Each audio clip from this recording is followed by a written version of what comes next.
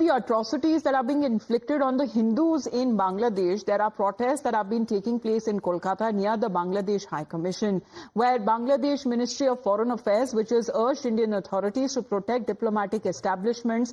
However, this seems to be as far as the government of India has also raised the concern over the arrest of the priest and following protests that have been witnessed, of course, when it comes to the attacks on the minorities, Hindus at large, which has continued in the last few months ever since crisis has enveloped Bangladesh. So protests that are also being seen in Kolkata as well, when a call for unity that has been made from different quarters and objections on part of the government there, in the interim government there in Bangladesh, that is being raised owing to the recent arrest of the ISKCON priest.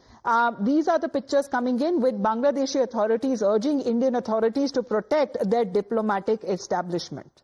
Let's in the meantime break another angle which is now coming in over a statement that has now been issued by the Rashtriya Swayamsevak Sangh, or the RSS, that has issued a statement on the jailed ISKCON priest in Bangladesh and has demanded his immediate release, saying that they are condemning the attacks that have been taking place in Bangladesh, and now they have urged the interim government of Muhammad Yunus in Bangladesh to intervene and to release the ISKCON priest as soon as possible. As far as in the court is there where he was produced, had rejected the charges and denied him bail.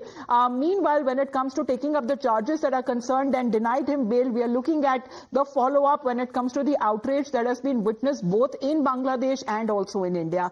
We have Mohit with us right now. Mohit, what does the RSS say in its statement?